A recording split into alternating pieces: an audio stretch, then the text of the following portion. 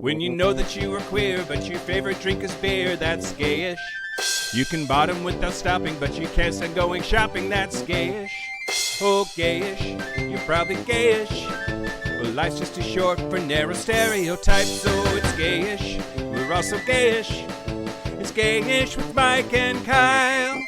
Hello, everyone in the podcast universe. This is Gayish, the podcast that's holding a lot of water in its butt. Okay. I guess that makes it anal retentive. Oh, God. It's the worst when you douche and it doesn't all come out and you're like, where did it go? Do I have like a secret compartment? It's like half a cup of water still sloshing around. Yeah, and it won't come out. Like, damn it. Secret butt compartment. Yeah, I'm Mike Johnson. I'm Kyle Gayish. And we're here to bridge the gap between sexuality and actuality. And Miss Frizzle and the kids find the secret water butt compartment when you wheel out the science cart to watch a TV instead of actually do learning. That's the episode I want to watch. Oh, God, yeah. I'm old enough to remember, like, reel-to-reel, like, films. Like, we showed movies, because I don't think VCRs were a thing yet. Wow. we moved from VHSs to DVDs. Yeah, okay. Yeah. Awesome. Yeah. This is a great episode so far, Kyle. This is a good episode on Miss Frizzle. I love this episode so far. No, we are talking about masking. We're going to talk about masking. Which, you know, we'll get into it after some stuff. But it was a Gap Bridger request, which I'm super excited about. Yeah, thanks, Harry Shaw. Especially because we're going to have some of our favorite collaborators on today. Minority Report is joining us. And so they're magical. Yeah. I heard them. Yeah. I'm excited to talk to them.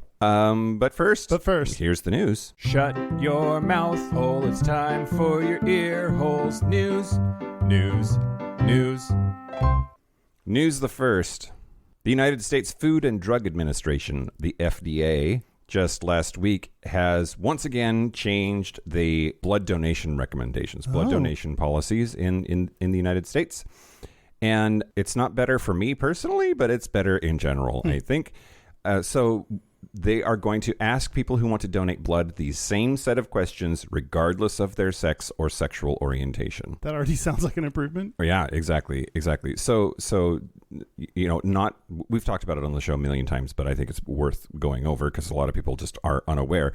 It was just a few years ago that gay and bisexual men had a lifetime ban on donating blood. So if you had ever banged a dude as a dude, you were done. And then the most recent policy, which has been in effect for a couple of years now, said that men who have sex with men or women who have sex with men needed to wait 3 months after sexual contact with other men before they could donate blood. But they were looking at other countries like the UK and Canada who have implemented what they call risk-based rules and determined that it was safe to not make it about orientation or even gender identity, but to make it about behavior. So, which that makes way more sense to me. Yep. Exactly. Now, the reason that I still can't donate blood is because if you are on PrEP, you still can't donate blood. Oh. And that's partially because PrEP and medications like PrEP that are used for HIV treatment can make it so that it is an undetectable amount of viral load in the blood supply, which undetectable is untransmissible and transmittable. U equals U on your dating apps. That's a person saying that I am pause, but I don't have any measurable amount of viral load in my blood. You cannot get HIV sexually from a person. But it turns out that it is possible for you to have an undetectable amount of viral load in your blood, but blood to blood, like directly going in your veins, not via sex, is still a risk. It's still possible to transmit. And because PrEP is part of the equation that can lower the detectability, and so it's just an overabundance of caution. But under the new questions, anyone who had a new sexual partner and anal sex, or who had multiple sexual partners and anal sex, would be asked to wait 3 months from their most recent sexual contact to donate blood. And then again, if you're on PrEP, you can't. And the FDA is saying they advise against stopping PrEP to donate blood. Don't. If you're on PrEP, be on prep. Don't go off prep so you could donate blood. Just, that would be the most like kind-hearted person in the world that I can imagine to go off prep just to donate blood. And like, that's so sweet of you. But like, no, take care of you first. Yeah. Well, and then I was thinking like, I don't know why am I on prep? The last load I took was January, so like there's been plenty of time. But like, did you plan for that? Would you have wrapped it up? Like, Right. you know, it's not about frequency. It's also about when it happens. What do you do? So, you know. Yeah. Yep. Anyway, thanks FDA for doing your best to take the "Are you gay?" part out and just focus on the dangerous part, which is the butt sex part. Yeah, and especially when you're already doing a pre-screening with every person. This is not like we have to make mass decisions based on no information other than, oh, we know some people are gay. It's like you're doing a pre-screening where you control what questions you ask a person. Right. And so rather than asking them if they're gay and making some assumptions, you can just ask what you really need to know. Right. Yep. So it's not that we're like being more PC. It's just we're following the trail of what actual information causes the risk and what do we need to know from people. Yep. And, absolutely. Yeah. Yep, for sure. So that's awesome. Okay. News the second. So there's this dude named Bob Huggins, and Bob Huggins is the West Virginia men's basketball head coach. Have you been following this story at all? No. I'm mostly just throwing it in here because I like the fact that there are consequences. So he went on a Cincinnati radio show a couple of weeks ago toward the beginning of May here, and he said a bunch of nasty shit about Xavier, which is another school, I guess is like their rival. And I haven't found the clip to listen to it, and most of the articles dance around what exactly he said, which that's interesting. Yeah. But he was on a Cincinnati radio show, and they asked him if he'd ever poached any Xavier players to transfer to West Virginia. And he said, quote, "Catholics don't do that. Any school that can throw rubber penises on the floor and then say they didn't do it, my God, they can get away with anything." And then the show host mentions that it was transgender night at the game that Huggins was referencing while he was a coach at the University of Cincinnati.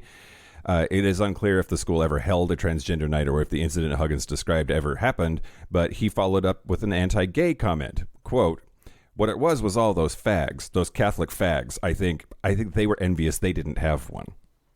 A transgender night, I guess. Anyway. Yeah. Anyway, so blah, blah, blah. He made a big old apology and said that he understood that it was abhorrent. And he said a bunch of very, like, I don't know, PC bullshit. Quote, "I deeply regret my actions. I also regret the embarrassment and disappointment it has caused our athletics family." This is like, you're reading this, you fucking dickbag. He gave a PR person, like, I need a publicist to draft me feelings. Yep. But he also was given a 3-game suspension, is going to be required to participate in sensitivity training. His contract has been changed from a 6-year contract or multi-year contract to a year-to-year deal. And this is the big one. His salary was reduced by $1 million. Jesus Christ. So he was supposed to be getting $4.1 million, and they reduced his salary to $3 million over this comment that he made. Wow. I mean, on one hand, that's great. And can you imagine still making $3 million? Right. Like, oh, geez, that's insane. But I mean, yeah, that's great. That those seem like real tangible consequences, right? Not just. Yep, absolutely. So West Virginia University, good for you for, like, I don't know, like actually doing something about it. It wasn't just a slap on the wrist. It wasn't just like an apology tour. It was like fucking paycheck, dickbag. Yeah. And hopefully if it happens again, there's something that, like, okay, that's why it's year to year. So they can, like, if something like this happens again, if he shows a pattern of behavior, then you let him go. Yep. Because that's like one of those interviews. It's like that came out of your mouth because that's who you are, right? By nature. Right. Like, you had to do the fake apology. Oh, I'm so sorry. Like, you're not like, you're sorry you got caught, but like, that's the kind of shit he says all the time at home. Absolutely. Yeah. I don't think straight people throw around the F word very much unless they're like throwing it around a lot. Yeah. Like, yeah. Much less on the radio. I completely. Yeah. Like, yeah. If you're saying fag on the radio, like, that would be what time I don't know. I think you'd kind of hide the F word to, like, just. I don't get it. I don't know why you'd think that would be Yeah, that's wild that he even thought that was an acceptable thing to throw around. Yep. He also says that the school says that Huggins and all athletic department people will, quote, partner with WVU's LGBTQ plus center to develop annual training sessions that will address all aspects of inequality, including homophobia, transphobia, sexism, ableism, and more. I don't understand why every educational institute in the country isn't already doing this kind of shit. Yeah. As a baseline, like day one of you work here now should probably be, here's how to not be a dickbag. Yeah. Oh man, can you imagine the poor fag that has to lead that training? Oh my god. Be like, let's talk about what it means to be gay. Yeah. Butt sex. Shut up. Yeah. Don't say words yet. Yep. Exactly. Oh man. Yeah, and the ignorant but probably well-meaning questions that he's going to get. Yeah. Like and those are times you kind of have to like be able to accept the ignorant but well-meaning questions, because this is a safe place of learning where you're allowed to like, I wonder, I would like pay to hear what questions you get asked at those kinds of sessions. I absolutely would too. Oh man. News the last. Great. So Justice Ketanji Brown Jackson wrote the court's opinion in Santos Zachariah versus Garland. It was a unanimous decision, which that's interesting because even Clarence Thomas apparently isn't a big enough fuckface asshole dickbag to fight this. But the decision is historic, not just because of the impact that it had on the law, but because it is inclusive in transgender people and non-citizens that live in the United States, and does so in a way that uses proper pronouns to describe a trans woman who fled Guatemala after being assaulted and persecuted on the basis of her gender identity and sexual orientation. She it's noteworthy that the opinion uses the term non-citizen rather than illegal alien, which has appeared in court documents before, but Justice Jackson chose to use non-citizen as part of the language, which I think is great. Yeah. But Estrella Santos Zachariah, who's a trans refugee, came to the United States illegally and was deported. So then she came to the United States again because she was being accosted for being trans in Guatemala. And apparently there's some sort of technicality in how she was deported that's just like, there doesn't need to be an opinion. It just, they fucked up the deportation process, so she needs to go through the right channels to be deported. But yeah, the fact that they use she, her pronouns and refer to her as a non-citizen is pretty cool. Yeah. Pretty new. And of course, Justice Jackson is one of the liberal ones and a badass. Yeah. That's awesome. Yeah. Speaking of badasses, that's the news. Okay. Speaking of bad eye, I would like to thank the following. That's the plural now? Yeah. Bad eye? Yeah. Okay. I don't know. I would like to thank the following Patreon members: Kevin Kelly. That's two first names. That's two first names, Kevin and or Kelly. Hunter Silver. That's the name of an X-Men. It's a color. Oh, right. I'm thinking of redoing my wall. I'm going to do a deep shade of Hunter Silver. Hunter Green, Hunter Orange, and Hunter Silver highlights. Yeah. Charles Benton. Okay. That sounds fancy, comments? Actually. Oh, sorry. Charles Benson. Clyde. Clyde? Yeah. Unaname. Clyde sounds like a horse. I think my grandpa had a horse named Clyde. Clyde the Clydesdale. That's a little much. But a little too much. I bet the bestiality episode got Clyde. Oh, sorry, Clyde. We only knew you. Thanks for joining. Bye. See you later. Later. It's been fun having you. And Jeff Tollett. Or Tolle, but they're two T's. So Tollett. Thanks, Jeff. Thanks, Jeff. I would like to thank all of our new Patreon members. If you want to get episodes a day early, get them ad-free, or even get bonus content episodes, bonus segments, you can join at patreon.com/Gayish podcast. Yeah, and 50% off live show tickets. You should buy those, you dirty fuckers. Yeah, you beautiful dirty fuckers. We love you so. Get your live show tickets, gayishpodcast.com/live to see all the dates. Yeah. Okay, you want to talk about masking? Yeah, let's do it. Mask for masking. Mask for masking. Which there's masking involved in. Yeah, dude. Yeah, There is. bra. Yeah, let's do this whole thing as if we're like dudes. So we had sort of kicked around this idea. First, Harry Shaw, one of our Gap Bridgers, selected this. We take our Gap Bridgers and we sit down and have like a face-to-face chat with them, and we steal them for a brief night. But then we talk through ideas and what interests are, and we settled on this. But we were sort of not unsure, but we were kicking around this, like, what is masking versus what is code switching, because they are quite related. And I was telling you right before we went on the air that I think that this episode is the masking episode, if only because a lot of the stuff that I read about code switching makes it sound like that's specifically about being multilingual. That code switching in like the stuff that I was reading is like, when do you speak your native language versus when do you speak English in English spaces? And I'm guessing that's one of the definitions, because I saw that too. But then I also saw other things that were like when you are speaking in the language that you use within your minority group. Like, I saw kind of both options. Yeah, but still about language, right? Let's see. I have definitions. And my code switching definition on code switching says it involves adjusting one's speech, appearance, behavior, and mannerisms that will increase the comfort of others in exchange for fair treatment.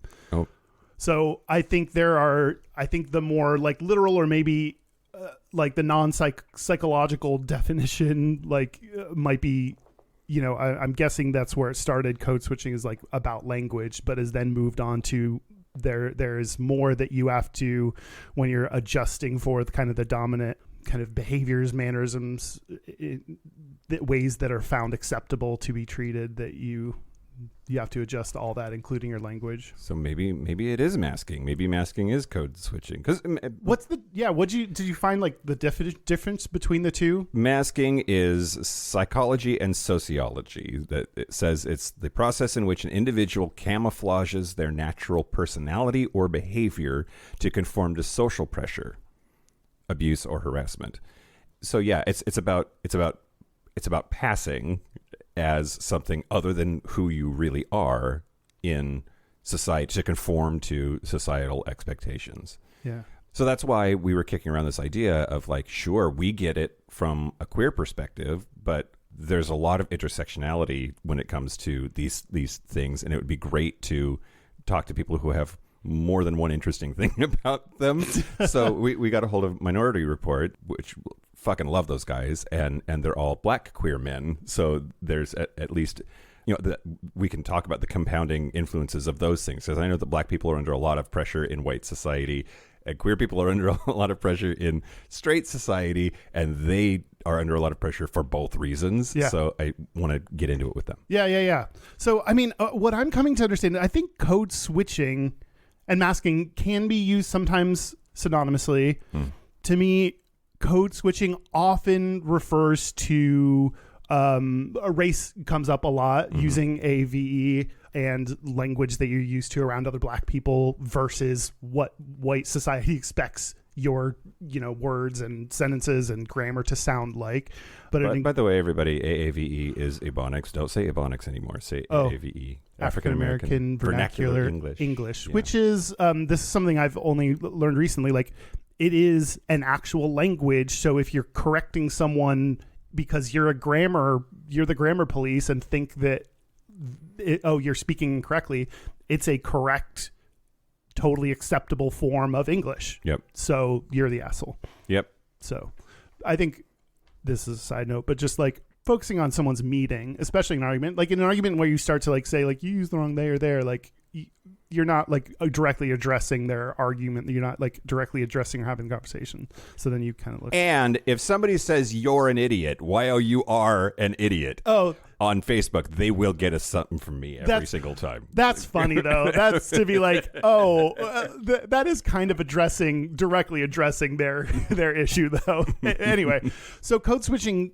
seemed to mostly talk about racism and race-related like code switching, but there's far broader things that apply to masking. Seems to be like when code switching, you have to mask some of your traits. Yeah. And masking seemed explicitly only like hiding behaviors. Let's see what hides or suppresses behaviors or difficulties they're experiencing. It particularly came up when I looked at like people with disabilities, people with autism. That seemed to be like hiding certain traits or behaviors because they know that they've either gotten negative feedback from those behaviors or they know it's not acceptable consciously or subconsciously, like either way, trying to hide traits that they naturally have in order to conform. Yeah, I saw high functioning autism as being there's a lot of stuff out there in this space too, and it's a slightly different because they're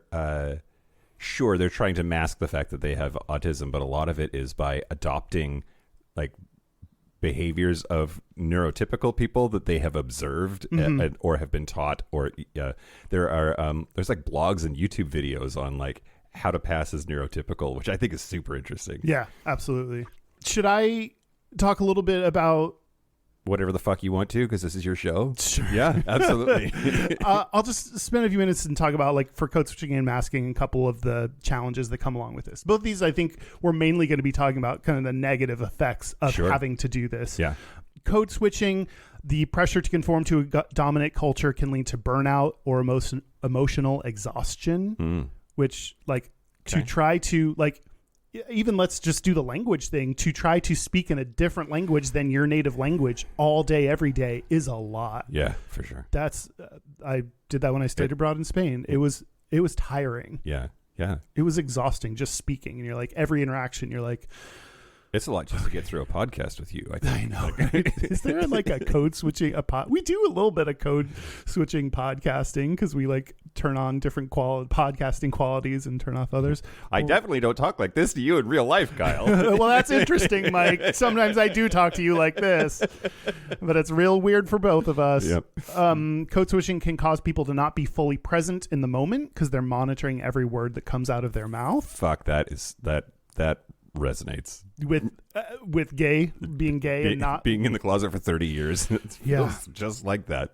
And it can create tension between an individual and members of the cultural group with which they most strongly identify. Yeah. So if you code switch and someone that hears you in both scenarios hears you trying to present more like favorably to white people, or like, what the fuck is your like, why do you sound like that? What are you doing? Like, I can even imagine a scene in a TV show where someone is like, wait, why are you talking like that to them? Right. Yeah. Yeah. For masking, some of the side effects: increased stress, depression, and anxiety are some of the potential side effects. Sense of loss of your overall identity, and long-term, it says masking may cause autistic people the most harm, according to some research. And signs that someone may be masking includes mirroring others' facial expressions or social behaviors, rehearsing or preparing scripted responses to comments, or imitating gestures such as handshakes or initiating eye contact. Wow. So it's like looking at other people and mirroring what they're doing, because that's where you're picking up your clues and your cues from. Yeah. Yeah, that's so interesting. Yeah. All right. Well, do you want to take a little break and then talk more about both of these with the boys from Minority Report? Yeah, we're going to take a break. When we get back, we will have Karel, Jarrell, and Dewan from Minority Report on, and we're going to have a kiki. I don't know. Sure. You want to take a break? Yeah, let's take a break. Let's take a break. Break. This is the part where Mike and Kyle take a break. Are we back? We're back. We're back. We are here with Auntie Karel, Auntie Jarrell, and Auntie Dewan from Minority Report. Ladies, welcome to Gayish. Welcome back. Thank you. Thanks for having us back. So first, it's been a while since we had you on, but not your first rodeo. What have you all been up to since the last time you were in front of us? Oh, Lord. That's a loaded question. Survive the pandemic? Where do we start? Like, it's been so much time. Eating too much. What else? Yeah. I don't know. Just, celebrating more podcast victories. And we just celebrated 4 years on the podcast. So that was fun. 4 Congratulations. years. Congrats. Big. Yeah. That was a fun episode. That was a lot of fun to watch. That was fun. Yeah. Yeah, and thank you for hopping on there, by the way. Yeah, no problem. Did you think you'd make it 4 years when you started? Was that like your vision?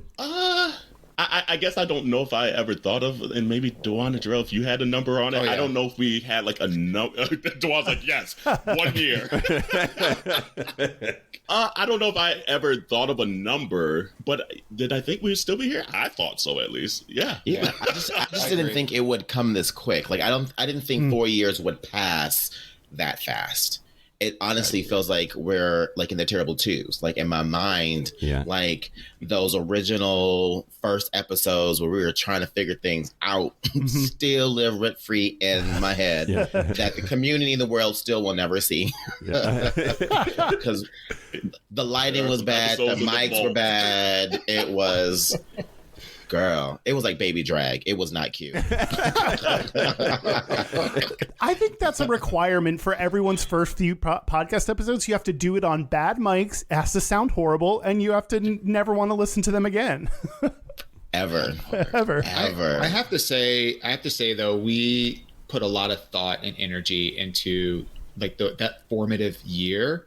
So, it's not like we just decided to turn the cameras on and the mics on and said, that's true. Let's see how she goes. Like we literally we had so many production calls. We were really thoughtful and intentional about what we wanted the voice to be, how we wanted to interact with one another, and how we wanted to use the platform. So, when you think about 4 years ago and making it to where we are today, I'm just so grateful, that what it is that we're doing and the message that we're sending around representation and that every voice matters, especially those that go unheard and unsung and, don't have the platform. Yeah. That's resonating with people.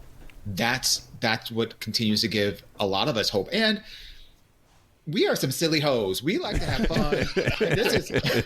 This is you all are getting like a snippet of what our regular conversations are like on the daily. So did we expect to be here 4 years from now?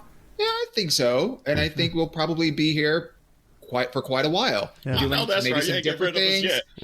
Doing some different things and having some different people and continuing to evolve like we all are doing. Yeah, that's awesome. That's amazing. Let us into behind the scenes a little bit. Like, what kind of things were most important to you when putting together this podcast? Can't let you behind the scenes too much because that means we got to tell you about the text thread, and the text thread don't make it to the podcast all the time. Read me one message where it's all in caps, or. And the behind the scenes means we don't know if Jarrell has pants on or not half the time. That part. She got shorts on today. I thought about it because it's hot. But this chair and my bare ass won't mesh well too much. Okay. So that's the behind the scenes stuff. Look, we started this before the pandemic. So we were still using we were all having our regular day jobs. We were still sending messages to each other while we were actually physically going into the office. And that's when you had to because when you got a text message as something scandalous, you had the ability to make it invisible so that you weren't in some kind of meeting with your work colleague and you have some just any old thing thinging on your phone in the middle of a conversation. So it's been an adventure. But I guess maybe even just to kind of go back to that question, though, it's we just wanted really to show the spectrum of what it was to be Black and queer, and really give a voice, or at least a part of a voice, because we're not a monolith at all, but at least sharing our perspective and bringing on folks to share their perspective, what it is to be Black and brown in the queer space. But I would say the one thing maybe in the 4 years that I didn't foresee for just feedback that we get is that a lot of folks are it's awesome to see 3 queer Black friends in that dynamic. For us, that was the norm. We're of course we're friends, and things like that. But that is a lot of the feedback we get, that they've just never been, folks have not been privy maybe to the inside conversations of three queer Black friends, or that they like seeing the conversations between three queer Black friends because they're also having those conversations. Yeah.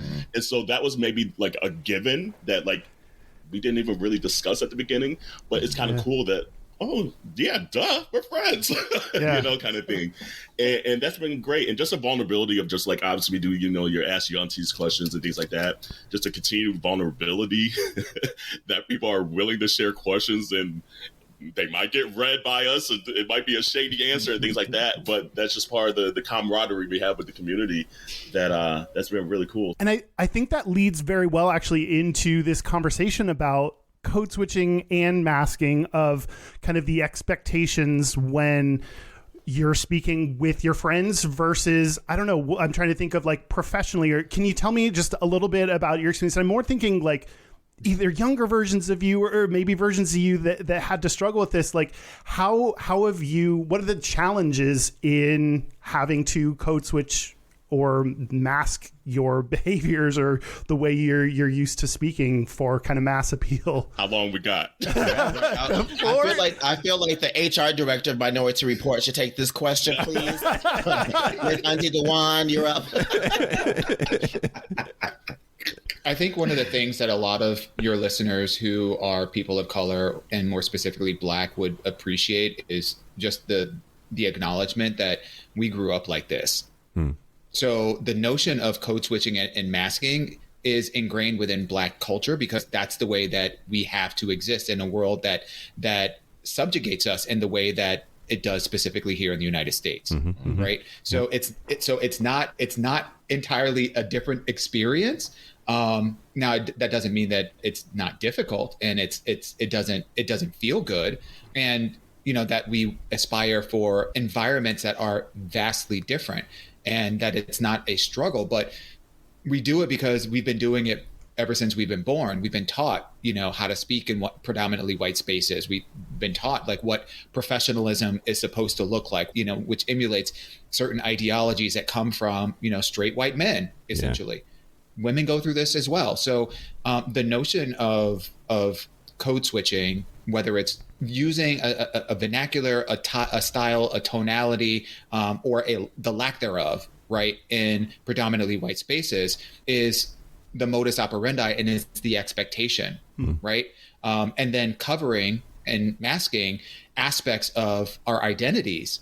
Again, you know, you think about how many Black women have straightened their hair, right, to fit in, or have, when they've chosen to wear their hair natural, or they've chosen to wear braids, and have had people coming over to them saying, "Can I touch your hair?" Or not even saying that, just coming over and having the audacity to put their hands on someone to touch their hair because they're curious. Like, this is not an unfamiliar phenomenon, you know, and there's been a lot of education about how to combat this. And I appreciate allies like you all, you know, to our community.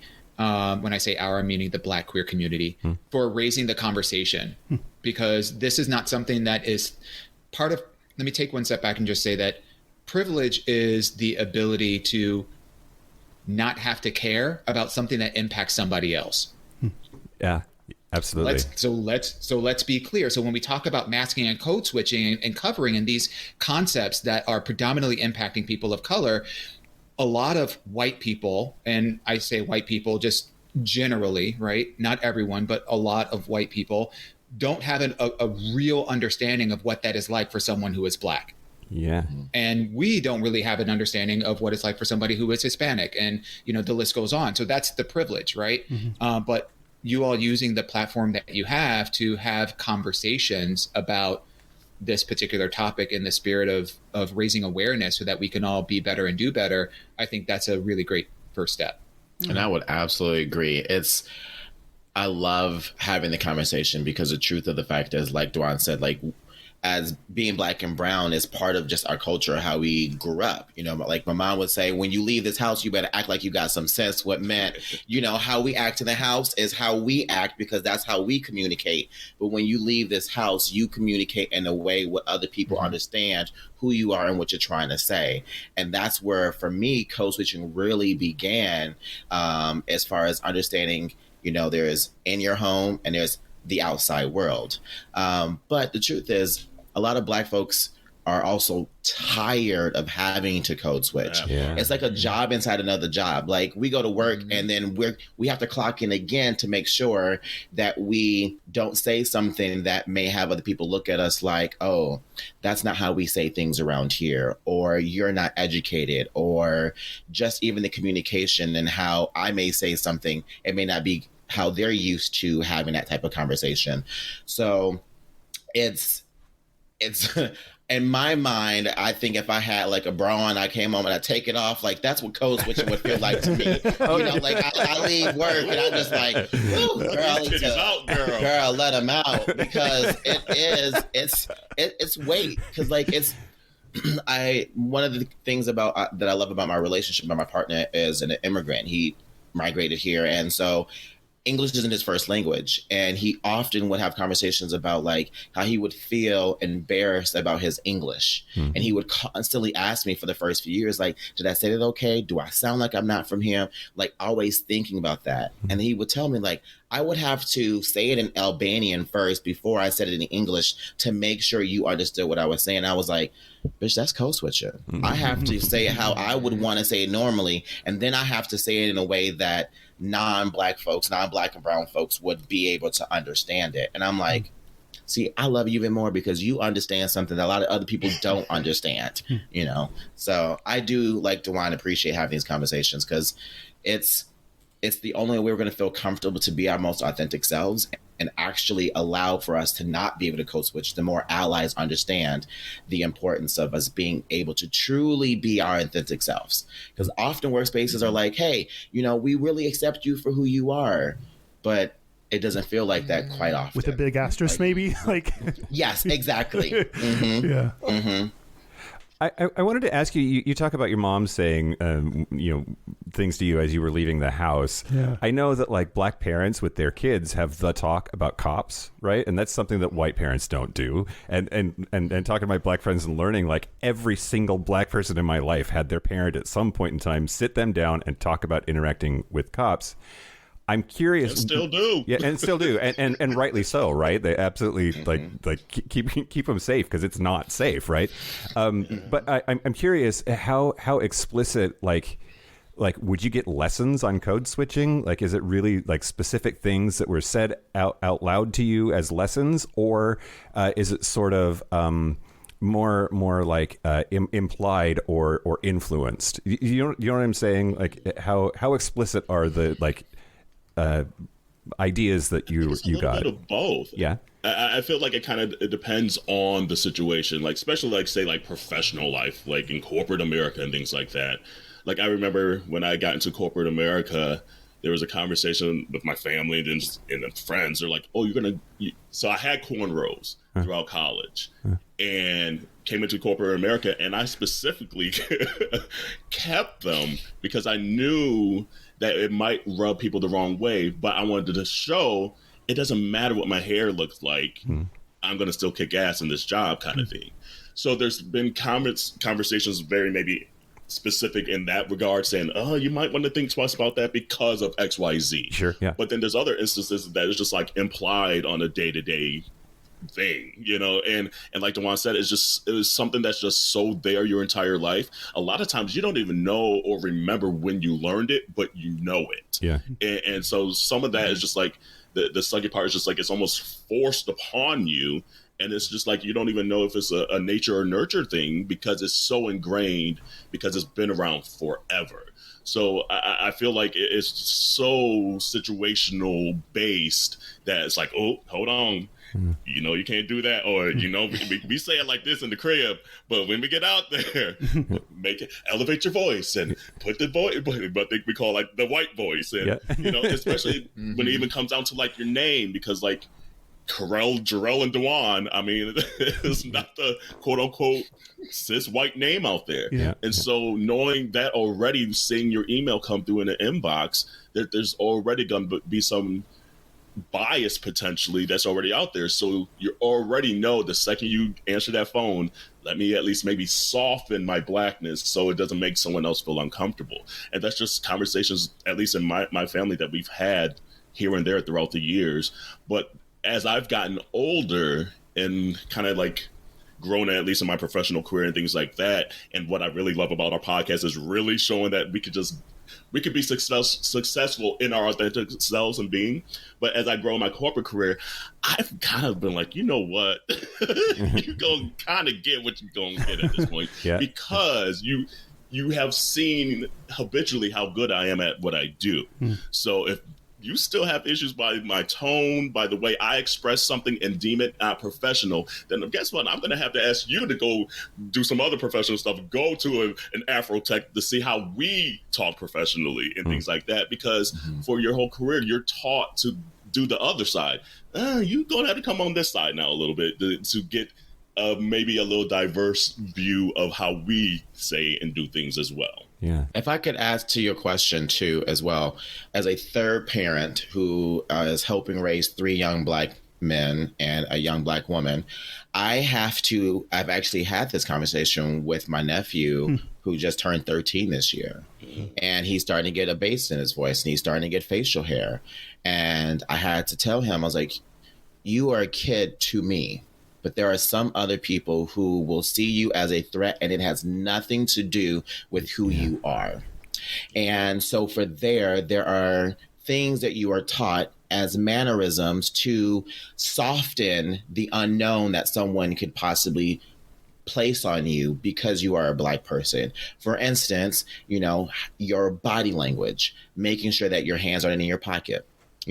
Making sure you're not wearing baggy clothes, making sure, and I have to have this conversation, they are kids, but even when they were 4 or 5 years old, had to have the conversation. We got to stop buying them Nerf guns because they will see them as they get older playing with these toy guns. And then again, there are people out there who put 2 and 2 together. That is an armed Black man, although that is a child playing with a Nerf gun. But them being young Black kids, they don't get that privilege of being able to be a kid because of the color of their skin. Like my nephew wanted for Christmas these like little toy butterfly knives. They're literally like aluminum little butterfly little knives that can't cut nothing. They don't cut anything. They're just called it, right? But I told him, I was like, but someone will see you doing that and it looks like you have a weapon. So guess what? You could be perceived some kind of way. And so then you followed up with, at the end of the day, it's about coming home.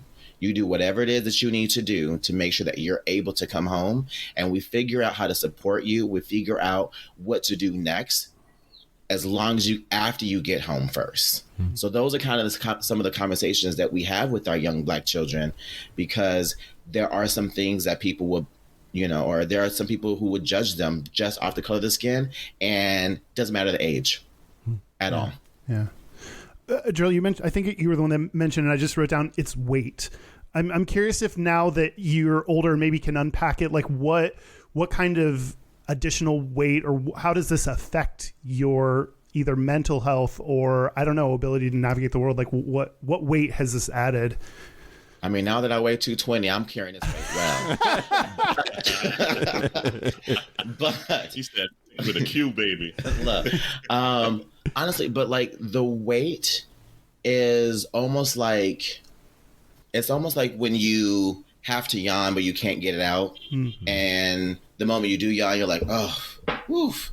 It's something that being in corporate America, when I am there, I feel like I have to be playing a game of chess.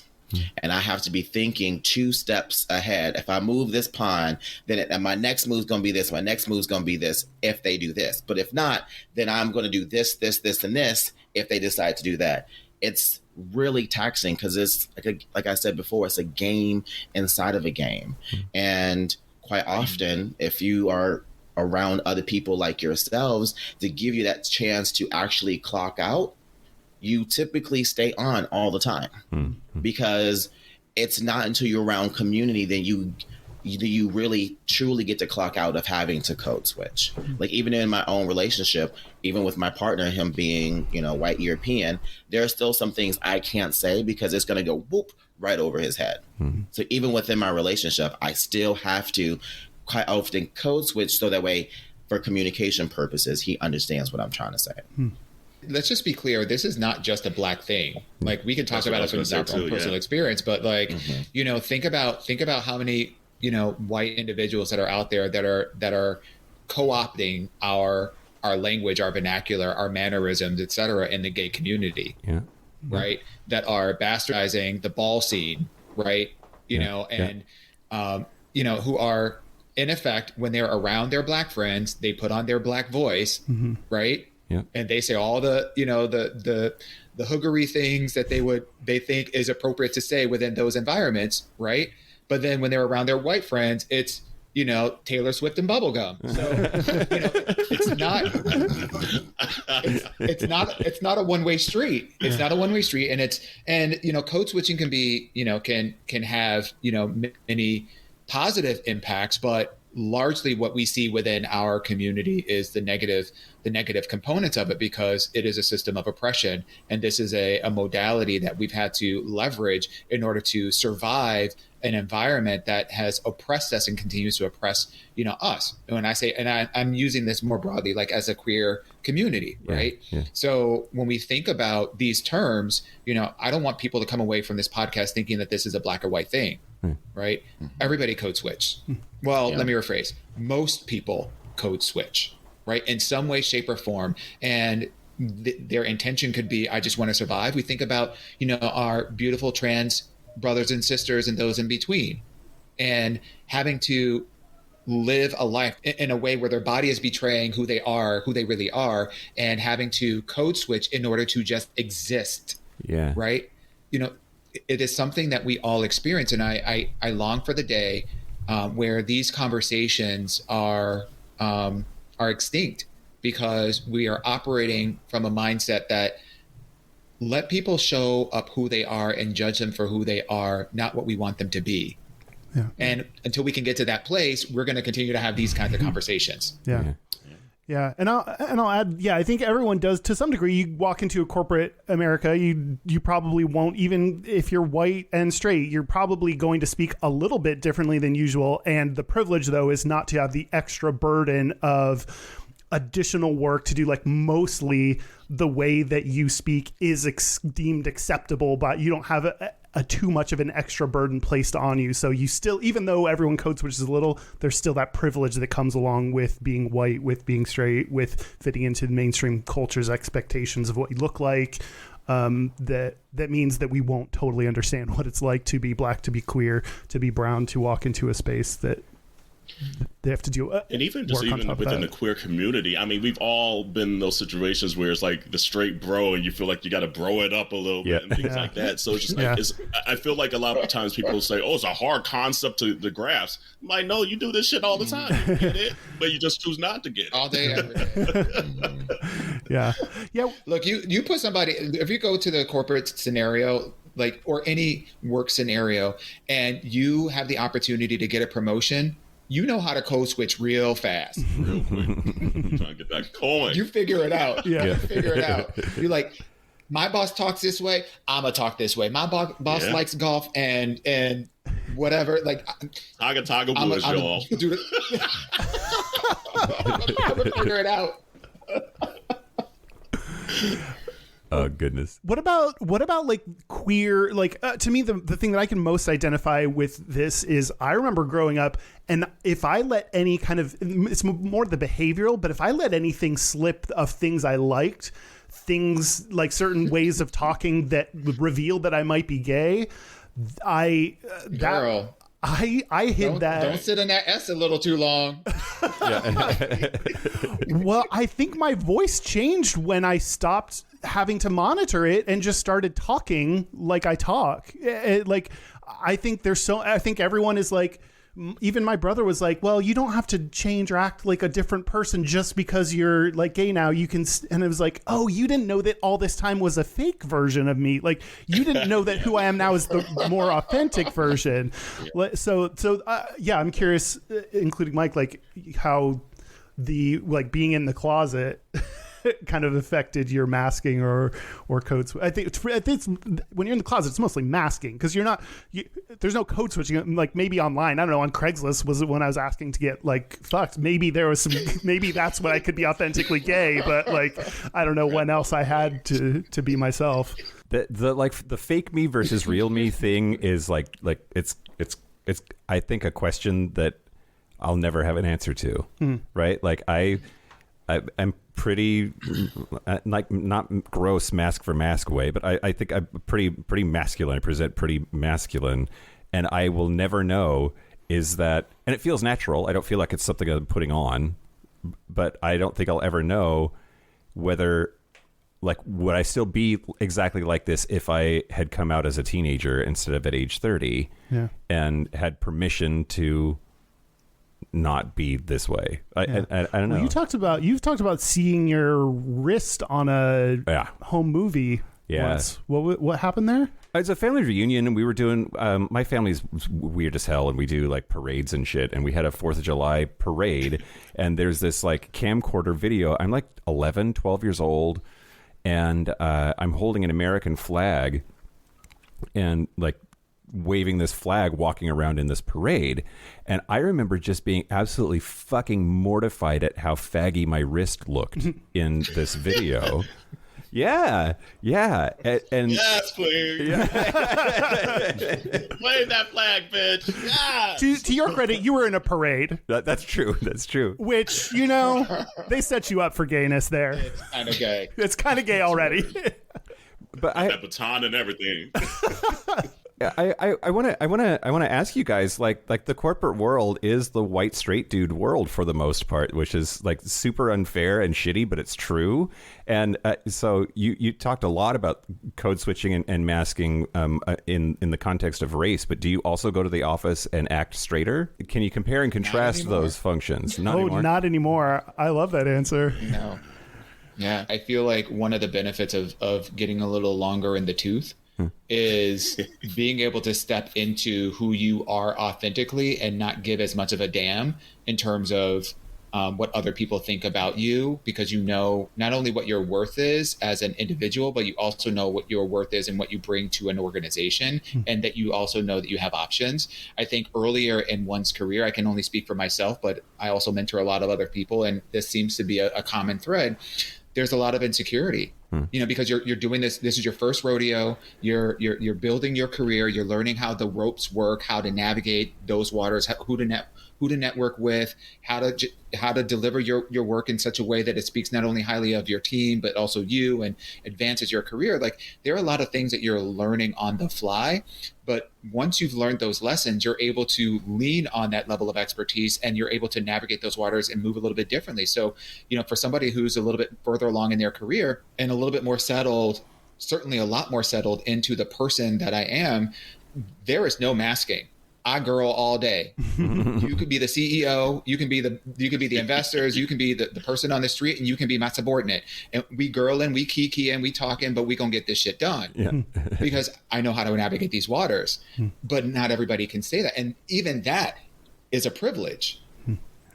Yeah, I was just thinking, it's just like when it kind of comes to masking and code switching, for the longest, there was almost this pressure and this force of having to do it. I think one thing now that kind of maybe takes your power back is, no, I get to decide how to play this game. You don't get to decide how I play this game.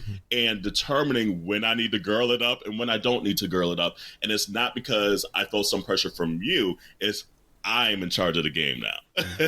And I know when it's going to better my hand and my situation. And I think that's something that similar to what Dewan was just saying, that you kind of just learn and hopefully grow into as you get a little more comfortable in your skin.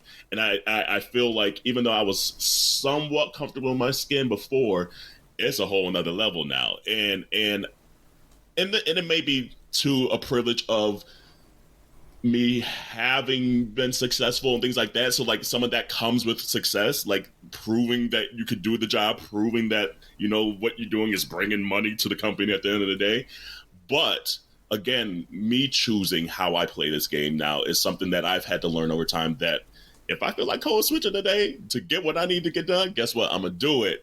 But it's not because I feel some weird pressure anymore from whatever them it is. Yeah, and I consider myself a bro gay. A bro gay? Yeah. Like, I mean, and the aunties would tell you, like, I play sports all damn day. I played 3 games of softball yesterday, had 2 today, got volleyball leagues, flag football, kickball, dodgeball. I did all the sports. So at work, I fit in a lot with the bros because of the fact that I love sports so much. So I don't necessarily have to, because I already have almost a connection to that kind of some of that broism when it comes to sports. So for me, it's almost a privilege where I kind of get accepted because of that. And I still bring all my queerness, though, because I also like to use it in the moment to make sure that when I'm hanging around these cis straight men, that they're also getting that diversity of queer people being just into sports, you know? Yeah. And a gay black man can go out there and hoop with you and still dunk at the age of 35. And we'll get out here and run a 100, you know, in less than 11 seconds with you, bitch. Or we'll get out here and intercept your ball or whatever the case is in any goddamn sport, right? And then put that cheerleader outfit on and Look, and be like, yes, bitch, right? Stare you down.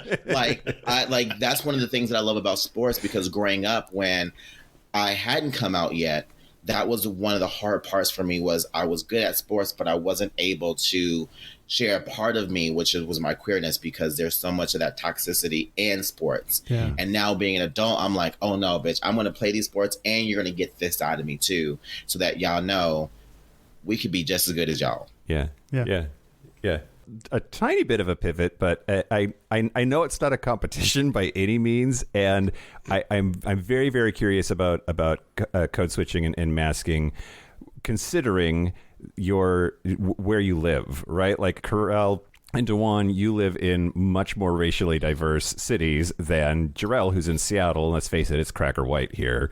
And I'm wondering if you think that makes it easier or harder from like a code switching perspective. I would say that the company that I work for is predominantly San Francisco, Seattle based. Okay. So from that perspective, no. Yeah. You know, like where I spend the majority of my week is in those spaces. So for me, it's less about the environment. It's more about, I think, Corel, you said it really well. It's the notion of using code switching and masking as a survival technique versus using it as a point of leverage in order to get what I want or accomplish what I need to get accomplished, right? It's a different of a mindset. And I'd be curious to hear what the other aunties have to say. But for me, it's less about, you know, the city that I'm in. Let me take that step back. I aspire to be in a city like New York because of its diversity. Yeah. You know, when I moved to New York, I lived in Hell's Kitchen first. And that's where all the gay bars are, you know, gay all day. But what it was missing was flavor. Not Flavor Magazine, for those that know that. But it was missing flavor for the neighborhood. And so now I live in Harlem. And I live in Harlem because I wanted an environment. 2 reasons. 1, because my best friend and his partner live up here and I wanted to be closer to them. And then 2, because the neighborhood that they lived in, you know, was incredibly racially diverse, predominantly Black and Latino. And so, you know, I wanted to be, when I walk out of my house, I want to hear multiple languages. I love that melting pot of diversity. And so you'll be hard pressed to find me ever wanting to move to, and sorry about it, but like Montana or Utah or, you know, potentially even Seattle. Why? Because the opportunity to be surrounded by people that look different than me, other than just whiteness, you know, is important to me and the quality of life that I want to live. It is very, very possible to be a Black person and thriving in a predominantly white space. I don't aspire to do that. and so to Dewan's point, I would say then to Mike's question that it is a privilege, because living in Seattle, where I don't have what you have, Dewan, in Harlem, you know, I get my Blackness, a sense of community, by going to the Safeway that I live above, because that's where the Black and brown folks work at. Or because I live near Central District, there are a couple of Black-owned restaurants I can go to and get some flavor. Okay. But for the most part, I don't get to see those who look like us. And so to my question, I would say, yes, the city does play a role in how often you get to clock out of having to code switch. Yeah. Because when I'm in Seattle, I have to think about those same things I think about even when I'm clocked in at work. I walk down the street and I have to think about those same mannerisms that I think about when I'm at work. I have to think about how do I communicate when I'm ordering a drink or going to a restaurant that is not diverse. Those same questions that I think about with code switching at work exist in the city as well. So yes, Mike, it is a difference when you live in a city that isn't as diverse. I'm wondering, in Seattle, do you ever experience like pressure to be extra black? Honestly, yeah, I really do. But here's the thing. I think the pressure comes from within our community because we go so long without seeing each other. Mm-hmm. So the pressure is more so to create a space for each other and let you know, hey, I see you. You can be yourself with me. Yeah. Like in Seattle in the last probably like 2-3 years, there has been a shift of Black folks being more intentional about having spaces, that allow us to kind of check out and be ourselves, whether it's a brunch or it's an R&B, evening party or whatever the case is. So there is a little bit of a pressure. But there's also a pressure to also make sure that I hold allies accountable by making sure that they get to see Black folks in spaces that they predominantly operate in as well too, because you don't know what you don't know.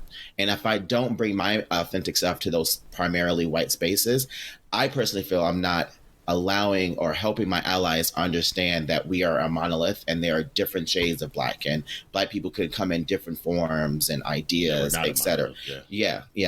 So that's the kind of the pressure that I get here in Seattle. Yeah, that's an interesting question because I've said that so I've moved all over this country, it feels like.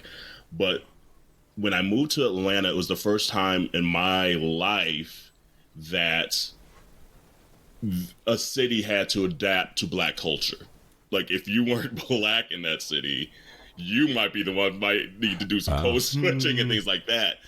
And it was incredible to see just the wide range of Blackness.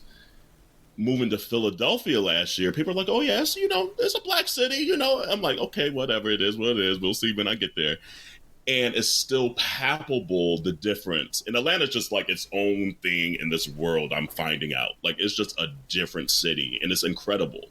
But to come back to Philadelphia, I'm like, oh yeah, this is what it feels like to actually be in reality, quite frankly. Because you do find yourself potentially second guessing. And I'm glad I'm in the city at the age I'm at now, because again, I'm picking and choosing how I play the game, not feeling a force to do so. But I told Corey, my husband, when we moved here, I was like, it's different. This is back to what it was before Atlanta. So there definitely is something about potential more racially diverse cities living in compared to like growing up in small town Michigan. It's definitely a true factor. But I would say there is diversity. You got to seek it out, and you got to want to find it, and find those mentors, find those communities that tap into, so you can just feel sane. But you know what? I mean, can we kick the question back to you all? Like, we've been talking a lot about our experiences in terms of masking and code switching. When you think about your queerness and you think about your own personal experience, I'd be curious, what are some examples from your own personal lives where you felt perhaps the pressure to code switch? I know a lot of, Mike, you mentioned this notion of, being very kind of mass presenting, and when you think about your circle of friends, have you ever felt the pressure to fem it up? And maybe even leaned into that, even though when it might not have felt natural to you, but for the space that you're in, you're like, I'm going to put on some lipstick and a wig, and I'm shake my shoulders a little Sicily. I feel that at work, actually. So I did a bunch of stuff last year to make myself the head gay on my team, and so I do find myself being a little extra just to remind people. Like, we work really closely together, but I want you to know I'm super gay. But I also work at Salesforce, which is like, a San Francisco-based company that is, girl, Period. but then the opposite is true. When I go home, I grew up in Trump country, and I butch it up and I dress more conservatively, baggier clothes, and I really do monitor a lot more what I say and do, and that's just especially now, shit is so like toxic in large swaths of the country, but like for drag queens and trans people, and it just feels like they're coming for the whole community, and I have the privilege of flying under the radar for the most part, and I don't know, I'm just rambling. You had recently sat down and had dinner with me and my parents. Yeah. I'm curious if you remember or noticed if I was acting differently around them. You're an enigma around your parents. Like you give the shortest possible answer that answers the question without like elaborating. Oh man, maybe you sat down when I was already frustrated with them. Oh, maybe. so maybe you got frustrated me instead of yeah. I definitely still think about this, and it's getting better as like my dad has started listening to the podcast, and I've had to tell him to stop it. Like, so at least he knows that like he's heard me when I'm just authentically talking to a friend. So I'm still not gonna talk completely like this. I've like every now and then I'll drop a curse word and then look around, it'll be like more like a joke that I'm like saying a curse word and see how they react or whatever. Like I'm much different around family. I recently for sure. had this conversation with my mom, very same conversation. She's been listening since, I don't want to say since day one, but shortly after day one, she started listening, and she and I were talking, and she was like, yeah, you talk really differently with your friends than you do with me. I say, yeah, Mom, because we talking about dicks and fucking and all that stuff. About that stuff with you. So the context of the conversation is going to be completely different. But it's interesting when your parents have insight into not your parents know you through a certain lens. And one of the things that a podcast does is it gives others additional insight to not only who you are as a person, but how you think and how you move and navigate. And, it might not be something counter to what their experience of you may be. And so I can totally relate to your experience and having this kind of like come to Jesus moment with, a parent about what they learned about us through the podcast. Yeah. You was really sucking dick in that back room like that.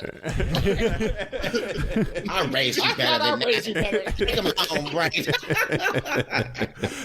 Yeah, I have to tell my dad everything is a lie. Oh, no, that was a lie. That was just a lie. Everything I say on the podcast is a lie. I think it's made me think a little bit more about what I want my relationship with my dad to be. And I want to be able to tell him some things, but he doesn't need to know the same level of detail about my friends. So I've become more thoughtful about like, he's listened to it, so he's open to more of me. So what do I want to share with him? What do I want to not share with him? And I don't need him to know how many guys I fucked one weekend. Like, he doesn't need to know that. But it's okay for him to know that I'm. But it's okay if he knows that I'm dating. So it helped me establish a line. Dating is the word we use. I dated like 7 guys. Dating is code switching for fucking. Yeah, got it. I think so. Yeah. The other piece that resonated with me, because Masking talked a little bit more about like disabilities and people like hiding certain traits they have. Being depressed, a lot of, so I think similar to the discussion of gayness, like a lot of it is pretending that you're not feeling what you're feeling. Like, when I interact with people, how do I bring a version of me that is happy, upbeat, lighthearted, that's fun, that you want to hang out with, instead of what I may authentically be feeling, which is like, I don't want to bring depressed me to a party and just be like, hey buddy, I'm gonna go sit in the corner and just look at the ground. Like, I don't, I feel like there is a part of me that with depression, I have to show a different part of me to people I'm around. Yeah, that's fair. Yeah, that's an interesting thought, because it's just like, what is that? What's the terminology or the communication set that we can maybe evolve to saying, okay, I'm not okay, but I'm fine for now. And it's like, I don't want to bring you down. It's like, how do we evolve to saying how we really feel but then still allowing everyone to still, if they're in a jovial mode or mood and things like that, to still kind of live that life in that space. So no, I think that's a huge conversation we need to have, and I don't know what the answer quite is. That was one of the things that I had to learn with battling depression, especially the episode I had back in 2019, was I had to stop faking it. Because the moment that I was faking it for other people, I was harming myself. And I had to start saying the only way I can show up for the people that I care about to the best of my ability is by being honest with them and then letting them know I can't pour into you today. Don't mean I don't love you. I just don't have that to give. So I just want you to know, I'll see you tomorrow. We'll try again on a new day. And if the people love you, they are going to respect that and understand, hey, today is just not a day that you can do that. But I had to understand that it's okay to put yourself first. And to make sure that you put the life jacket on you first, then help the person on the plane next to you, right? Like that saying is actually real. And especially when you apply it to your life when you're going through depression, because outside, I take meds as well too, but a lot of the work has to be done individually. And the only way I can truly do that work is by letting people know that that's where my focus is. Yeah. I think like even on days, I'm lucky in the friend group that I have been able to be more honest with my group. So sometimes when I would be able to show up, but I wouldn't be able to show up as a happy, friendly, bouncing off the wall kind of person, they would be okay with me showing up.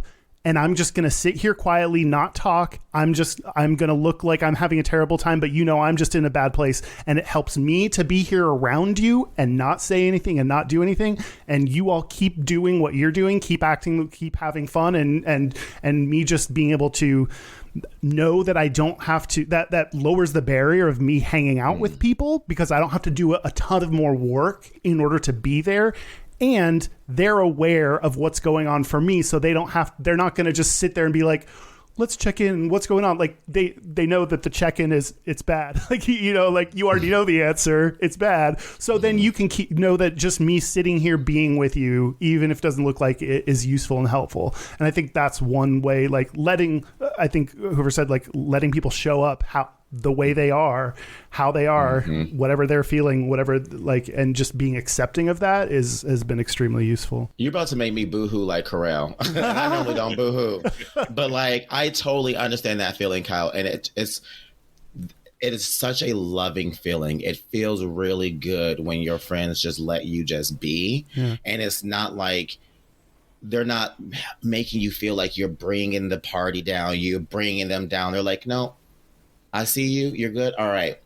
Just let us know if you need anything. And then you can just process it without that extra added guilt of, damn, I'm fucking up my life. Am I fucking up theirs too? It's that level of love when your friends do that for you is just, it feels so good. And these two do this for me all the time. So I just... That's why I was going to boohoo, because I see the two faces that show up for me like that all the time. Tears really are good for an episode, so tell me more about that feeling. And if you could really get into it deep. No. Isn't that the power? Isn't that the power of discussion and disclosure, right? Because if you think about 10 years ago, or even right before the pandemic, nearly 5 years ago, right? There was not nearly the amount of open discussion about mental health, personal wellness, and seeking help, professional help, having conversations with with your doctor, your therapist, your friends, your rabbi, your whomever, to unpack these things and disclosing these things when one feels that that's appropriate for them to disclose, and that's a decision that they make individually. But like in disclosing that, there is so much power in being able to say out loud and being vulnerable and expressing what you're going through. And I think, again, this is why having a platform like this is so impactful, because we're able to openly discuss these kinds of conversations. And so many people are going to be listening to this podcast right now saying, I feel that too. What Jarrell is feeling, what Carell is feeling, like what we're feeling, what you're talking about is something I felt, and I haven't heard that anywhere else. And this becomes a catalyst for them being seen and realizing that they're not alone in their experience. Yeah. Yeah. Go listen to Minority Report, everyone. Yeah. That's a good time to plug your show for people every Monday. bringing their authentic selves to a conversation. Well, is there anything else? No, I think we'll probably take a break. While we're on break, you guys, would you mind playing a game for Patreon? Yeah. All right, we'll play a little game, and then we'll take a break. When we come back, we'll do our Gayest, Straightest, and all of that. Let's do it. Yeah, all right, let's take a break. Break. All right. This is the part where Mike and Kyle take a break.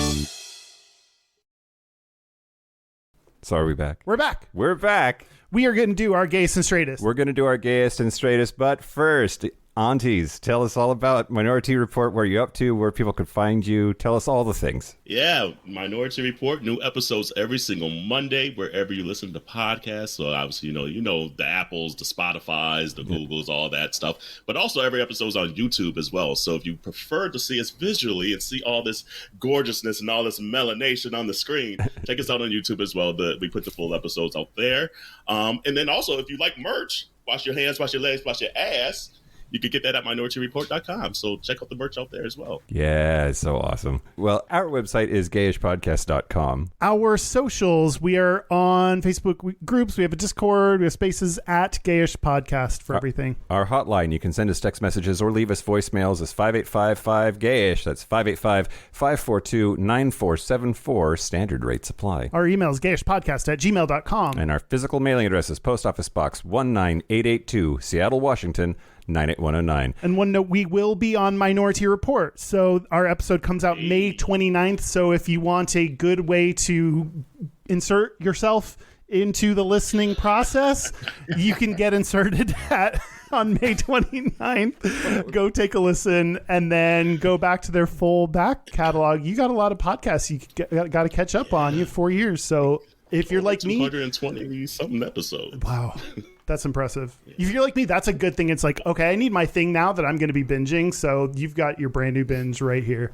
And in just 2 weeks from now, we will be at The Spot in Hell's Kitchen on the island of Manhattan in New York City. You can see tickets for that show and all of the rest of our upcoming tour stops at gayishpodcast.com/live. Yeah. Yeah. Do that. Let's do our Gayest and Straightest. Yeah. I will go first. Okay, great. The straightest thing about me this week is I went to it's my sister-in-law's niece's law school graduation party. Ended up talking to her dad at length about tailgating techniques, meaning like partying in a parking lot of a sports event. I didn't know there are techniques other than like get a cooler with beer. Yeah, well, you want to grill, and you need you got to have like a certain kind of like the briquettes or whatever, and like just had a whole spiel. Tailgating is very straight. Wow. And then the gayest thing about me this week was I was at the bar last week, and the Kraken game was on, which that should have been my straightest, but I got super hit on by this woman who was like all decked out in Kraken gear too. And I let her know that she was barking up the wrong tree by loudly mentioning my ex-husband to the bartender Barrett, who's a friend of mine, and she got the hint. Okay, but, did she disappear very quickly after that? Yeah, and talk about code switching. I just super gated up and talked about my ex and like made it clear. Yeah, nice. How about you, Kyle? What is Kraken? The Seattle Kraken. That's our hockey team. Oh, okay. A Kraken is like a octopus monster, kind of. But it's a troll as a mascot. But the troll is a mascot. It's so dumb. It doesn't make any sense to me. None. My gayest is I hosted our D&D group wearing these cute pink shorts that I busted out for summer. Yeah, they're very pink. Very bright pink. And they kind of fit me because I've lost a little weight, and so I could actually put them on. So they were still a little tight though. And my straightest are the board shorts that I'm wearing today. I have both kinds of shorts. I have straight and gay shorts available for the summer. Still cute. Still cute. Yeah. Who wants to go next? Yeah, so the gayest thing that I did, I had my headphones in, listening to Beyonce because I'm going to be seeing her soon. And as one does when listening to Beyonce, I started model walking in the subway. I think I was there by myself, but there were was a person that was right behind me that was watching the entire thing. And I only noticed it when I did a pirouette and turned around and saw her. We locked eyes. That's magical. She gave me the nod of approval. Oh, nice. There you go. And then yeah.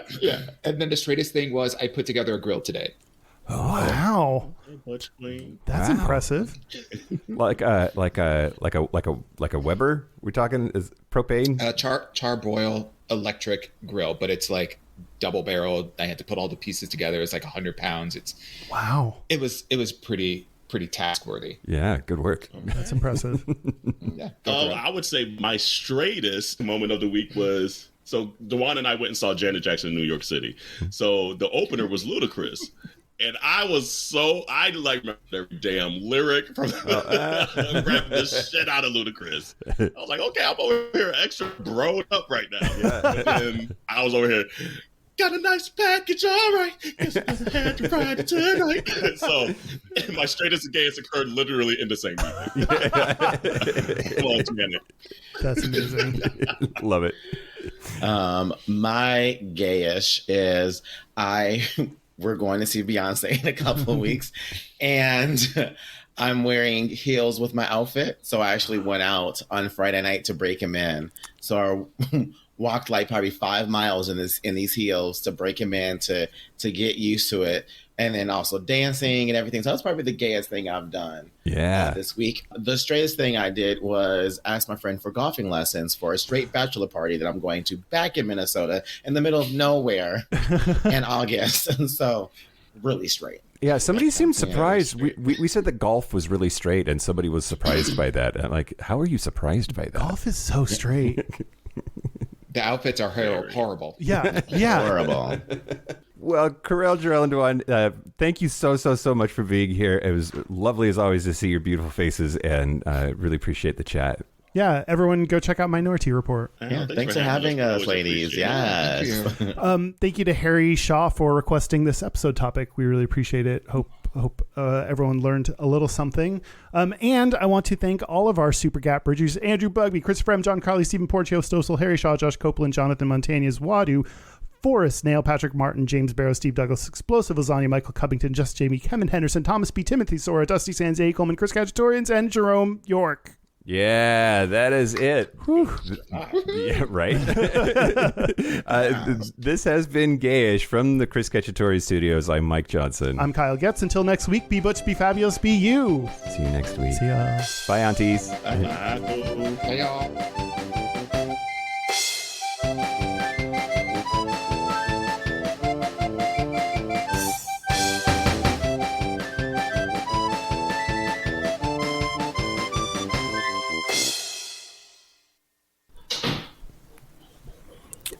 Sorry, my friend just mooned me. Move